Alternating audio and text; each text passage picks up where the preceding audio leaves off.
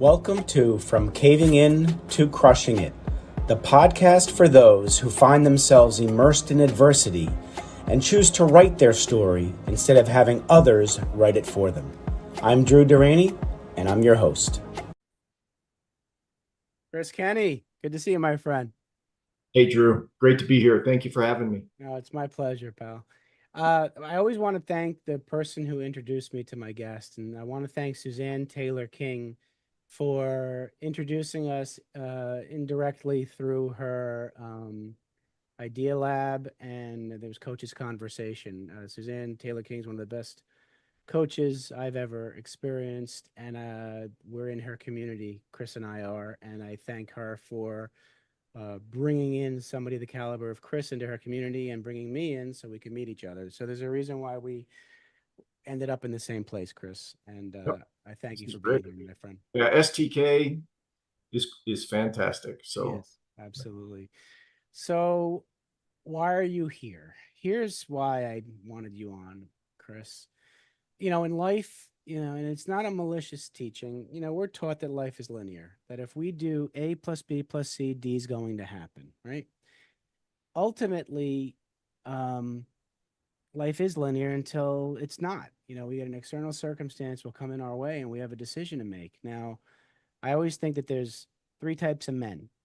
Now, we can be all three of these men in the same day, depending on our level of awareness. But man number one is the man who's got a ton of blind spots, doesn't see anything differently from the life he's living.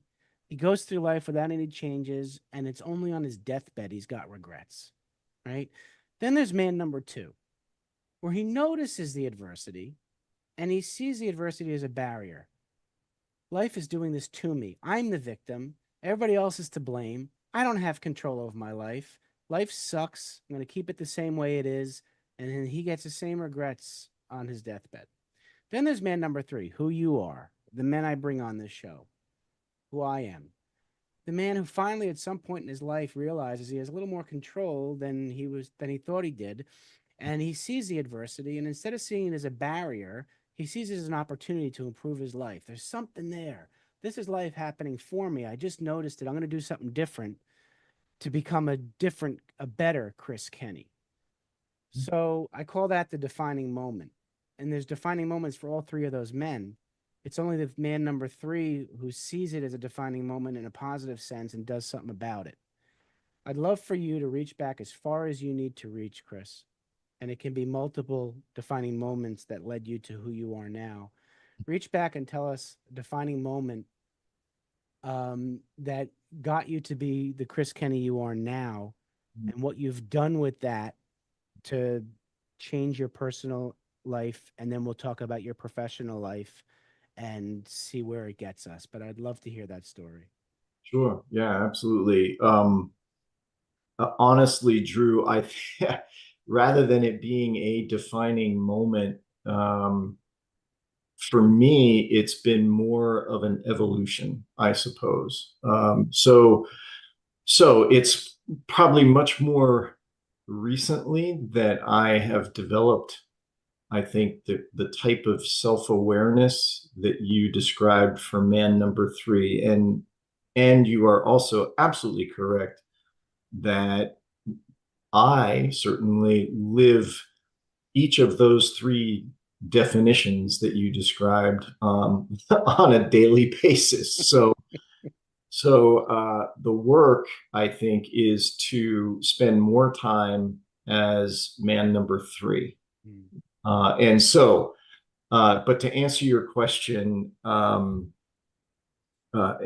just being, I wouldn't be authentic if I weren't vulnerable and candid and sort of air some things about myself and my upbringing and my not my upbringing but my background and my journey to where I am today. That is not, I don't find particularly flattering of myself, but here it is, right? So I grew up in a decidedly upper middle class environment. Actually, sort of down the road from where you are, I grew up in a very bucolic setting in Colts Neck, New Jersey, in Oh, Monmouth okay. County.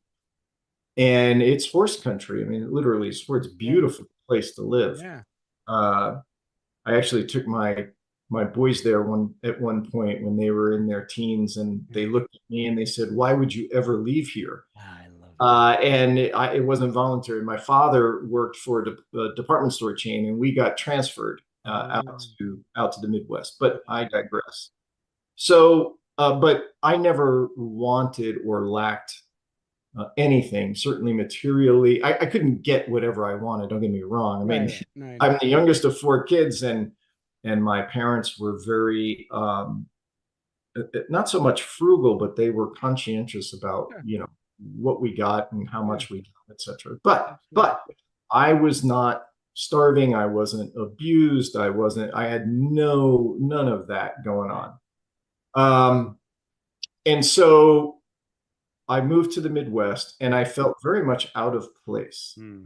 there. I had a New Jersey accent. I thought they all sounded like Hicks. It wasn't a good meeting.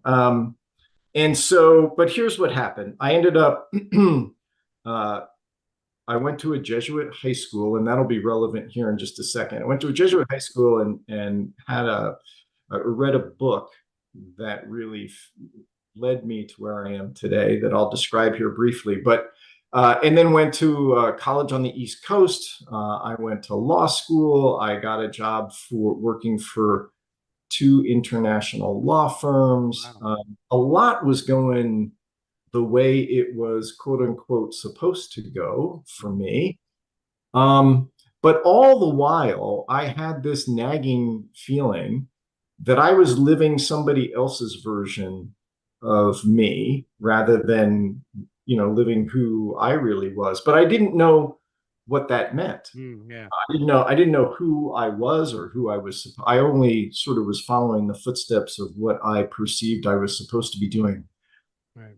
Uh, Left the practice of law because it wasn't my calling, came out to New Mexico. I had met my wife. Her family is from here. Hmm.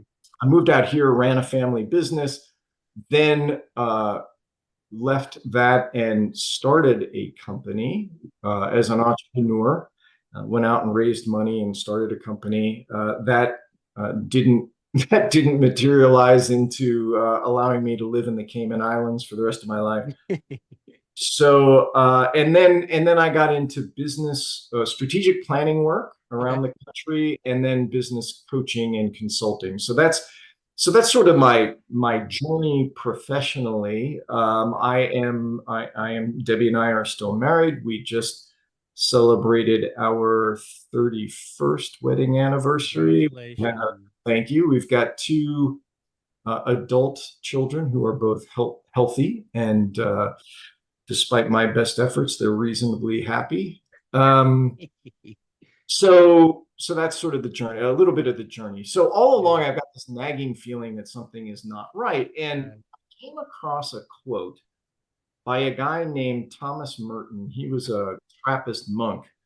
And Merton has this quote that says, people may spend their whole lives climbing the ladder of success, only to find once they reach the top that the ladder is leaning against the wrong wall.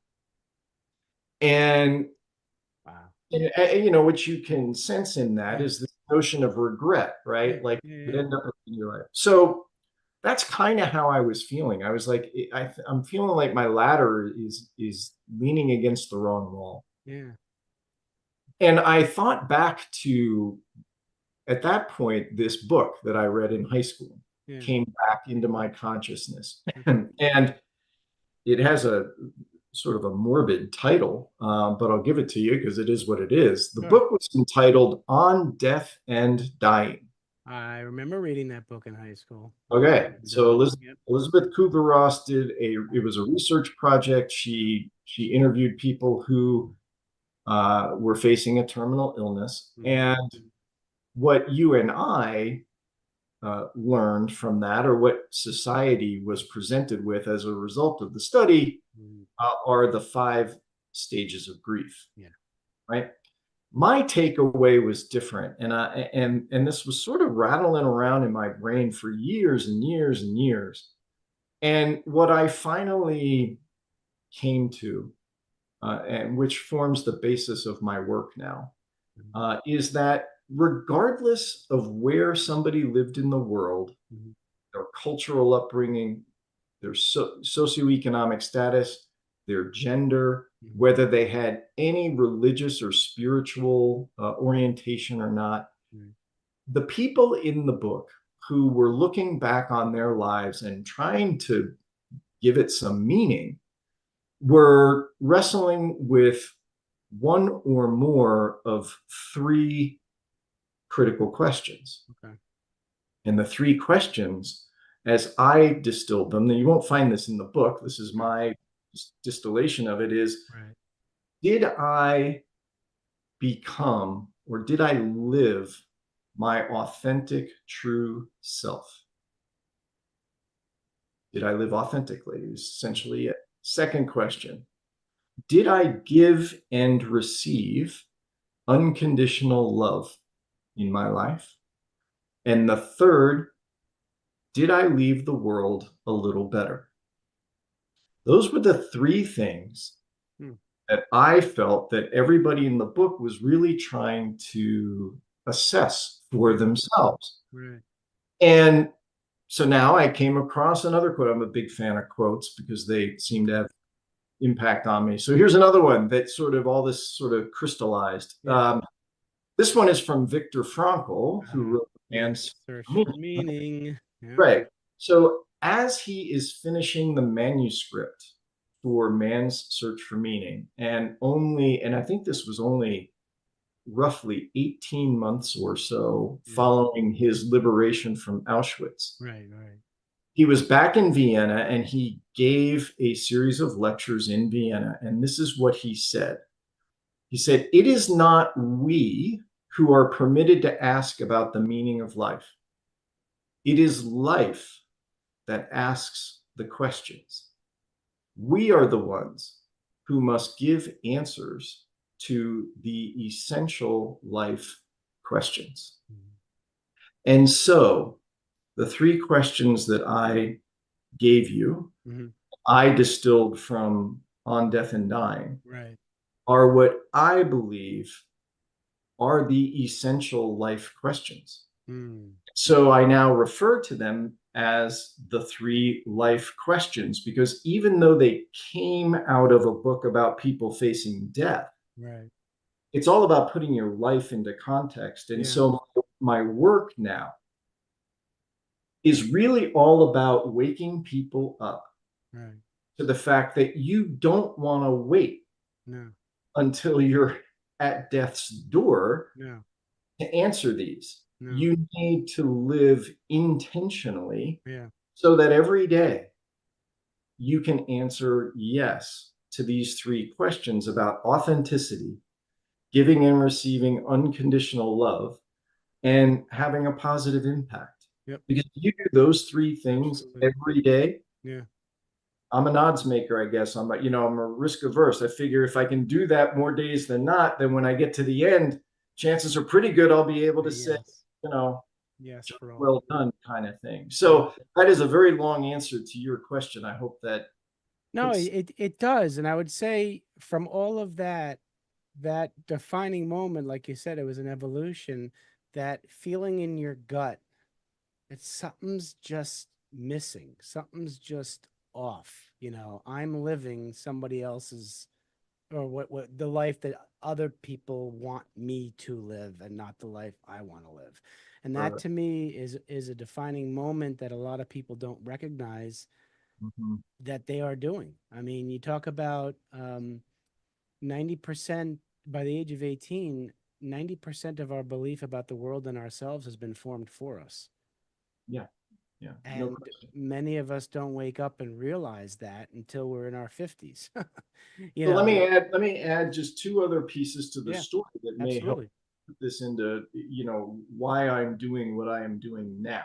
Right, right, right. Um, and again, it wasn't so much there is a defining sort of period where I made a decision to move this forward. So, yes, there was a defining kind of moment, and I'll describe that very briefly. So, one other thing that happened to me is that I became aware of, I live in Albuquerque, New Mexico. And, and as you know, Drew, there's a gentleman here, a friend of mine now, who took Simon Sinek's concept about discovering your why, Right. and his name is Gary Sanchez, Dr. Gary Sanchez, and Gary made that concept actionable. Okay. And so I met Gary and we talked through it. And so one of the key moments for me was finding my why, my how, and my what, the three parts of what Sinek refers to as the golden circle. So my why is to create clarity. Like, I'm all about being crystal clear with people, with Mm. myself and with others, because I believe that when people are very clear, Yeah. principally about who they are able to make much more effective decisions for themselves and for Mhm. the organizations they lead. Right. Right. Second component of it, how I like to bring that to life, is called make sense. And what makes sense is all about is problem solving. Mm. How can we quickly understand what the issues are and figure out an effective solution? And Mm. then finally, the last piece, what people can count on me for, is what's called mastery, which makes me quite uncomfortable. But what mastery is really all about, frankly, is the willingness to go deep on something. Mm.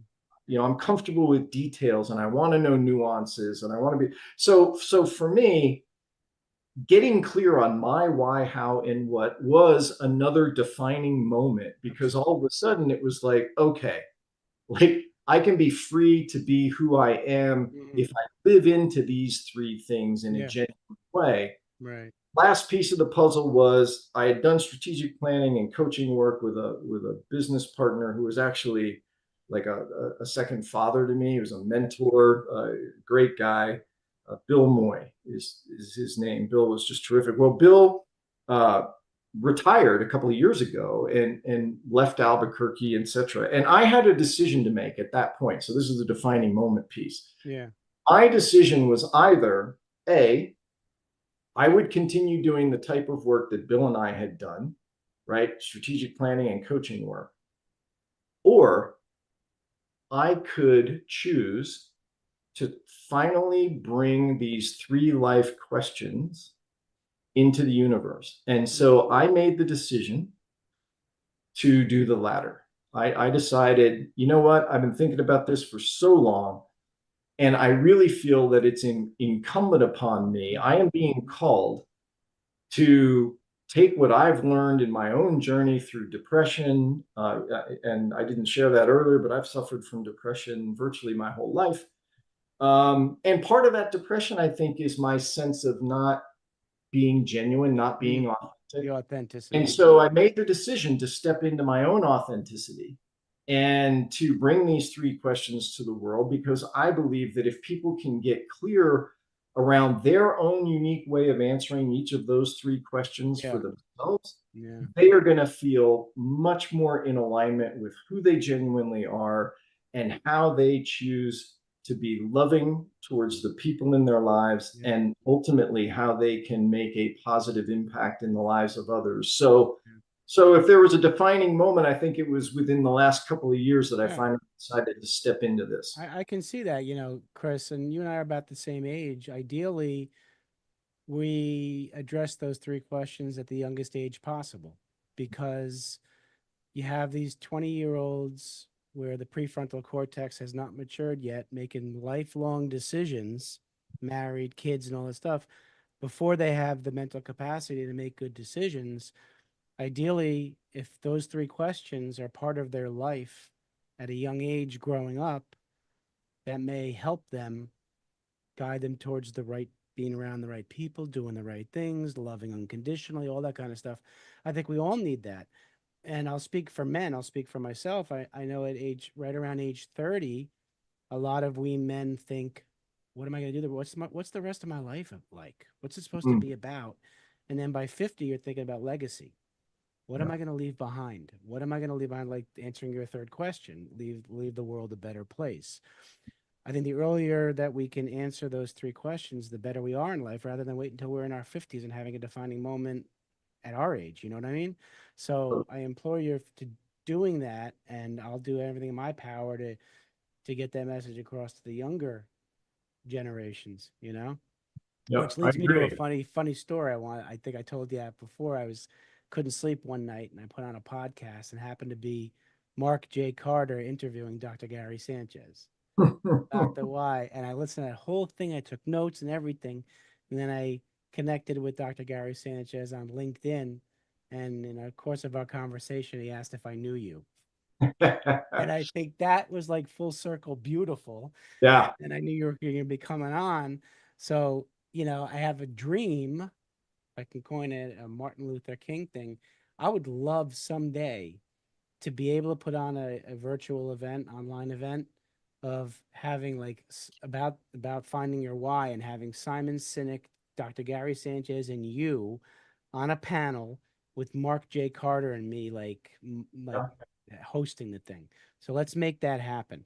Sounds good. Because I I love think it. everybody could use to find out their purpose in life and be able to say Absolutely. yes to those three questions. And you really can't in my world. You it's really hard to answer the second and third question. So the second question is all about giving and receiving unconditional love, Yeah. and the third question is about impact. It really, I don't, I mean, maybe it's impossible. I don't know. It's certainly extremely difficult, it seems to me, to be able to answer questions two and three until you have answered the first one, until you have a deep awareness of and appreciation for who you are at your authentic best. But you know Because, what? I'm going to agree with you there. I want to add something though, too, sure, Chris, because first you need to be your authentic self. And then that second question, the unconditional love means you got to love yourself. There are totally, too many people who are not comfortable in their own skin and can't look in the mirror. And I was one of them for years until I was able to look in the mirror and say, I love you and mean it without sounding corny. You yep, got to be able to love and respect and trust yourself. totally. You That's the cannot initial you piece. cannot give what you do not possess. Exactly. And so I think that that's the message for people is start caring about and loving yourself so you can begin to answer questions two and three. And in order to love yourself, you got to answer question one as a yes. Correct. And so for me, again, I mean, I'm a why coach. And so one of the tools in the toolkit that I use very early on with clients is having them discover their own unique why, how, and what, because once that's there and in front of us, Mm-hmm. then a whole lot of other things begin to make sense and fall into place for them. And it's not about abandoning everything that you have done up to this point. It's No. about it's about stepping more confidently into who you really are and Mm-hmm. what matters most to you. Um, and it's amazing to see the energy that people develop for themselves, or that they're able to tap into. The energy's always there. Yeah. They're able to tap into it when they have this in front of them, when they've discovered this. I mean, it is not the only, by the way, that it is not the only mechanism by which one understands one's authentic self, but Right. it is an incredibly effective, fast way to Mm-hmm. begin that journey. Well, I agree, and I think that once you know who you are and you can answer those three questions as a yes, it's going to guide every decision you make moving forward. It'll reduce the chance of human error in making the wrong or poor decision because you're basing every decision you make, your future, on those three questions. It's a guideline. It's a following your own yellow brick road instead of the wizards, and I think it'll help with decision making, which is one of the most important things we do in life is our decision making. Absolutely. So, well, Chris, I can confidently say that the audience has grasped the essence of Chris Kenny and who you are, and they're going to want to get in touch with you. So, in asking you earlier, the best way to get in touch with Chris, everybody, and you shouldn't be surprised by this website. So HTTPS, the backslash, two backslashes, but the number three, the three life questions.com. So we talked about those three life questions. So it's the numeral three, number three, the three life questions.com. Reach out to Chris. Everything that we've talked about will be on that site and then some. And I think you'll benefit from learning about who you are, and there's and what your why is, and how you go about things, and I think you can learn that a lot of it from Chris. uh Two questions, Chris, I have for you. Final two questions. Okay. You're sitting down with young 7 to 10-year-old Chris Kenny, and you want to give him advice about life. What Mm. are you going to tell him? I think what I'm going to tell him would consist of a couple of things. First, uh, you are loved precisely as you are. Mm, No conditions, no exceptions, no, you're only loved if you're a good boy, you're only loved if you get good grades. No, no, it would be you are loved at the deepest possible level for who you are. And I think the second would be pay attention to your gut feelings and recognize that you are here to experience life in its fullness. And some of that's going to be really positive and make you happy.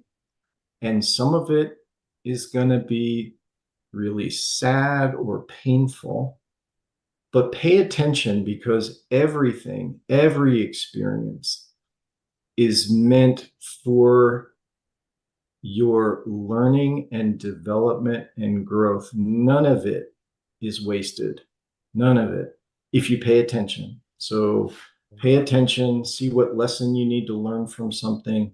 And I think the final thing would be, and this is quite personal, is that uh, be more like Grandma Hunt than anything. So Grandma Hunt was my maternal grandmother who embodied for me, like I was fortunate, like I got to see someone who genuinely loved people unconditionally. She could talk to anybody about anything, and she always expressed a genuine regard for whoever you felt like the most important person in the room when she was with you. And it wasn't like affection being like hugs and kisses. No, no, it was the way she interacted with you. So mm, that would be for me as a personal thing love because that. I can obviously reference, and see my grandmother. Yeah, So that would be those are the things that I would say to the 7 to 10 year old. I love that. All right, so switch hats, and now you're sitting down with young Chris Kenny, the young businessman entrepreneur, and you want to give him advice about business. Hmm. Would you tell him? I think I would tell him some of the same types of things. One of them being pay attention to your gut. Mm, yeah.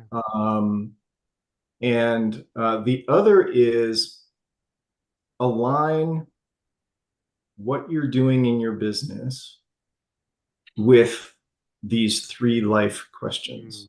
hmm.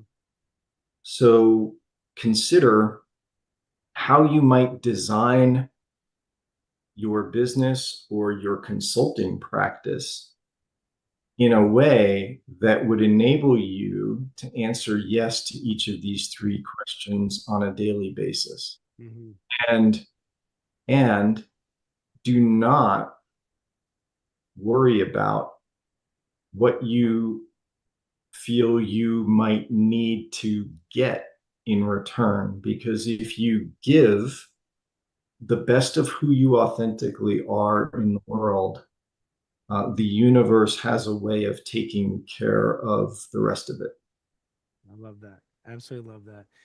Well, Chris, I want to thank you for not just coming on, but coming into my life. I can say we're friends, and you're doing some really meaningful work for people, and we got to spread this thing to as many people as possible, regardless of their age.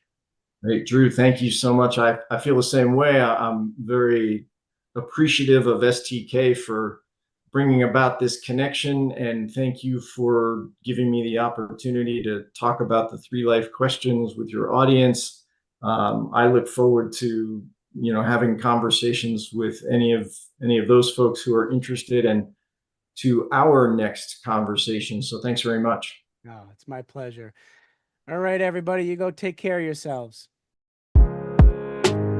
Thanks so much for listening. If you enjoyed the episode, please subscribe and give us a review to help others find it. I'd like you to answer this question. Are you living the life you want to live, or are you living the life others want you to live? I'd like you to think about that for a second, because I strongly suggest you live the life you want to live. If you want to learn more about what I stand for and my services and how I'm able to help many men get out of their own way, please go to my website at www.profitcompassion.com. Feel free to also email me at drew@profitcompassion.com. I'd love to have a conversation with you. Take care of yourself and choose to write your own story instead of letting others write it for you.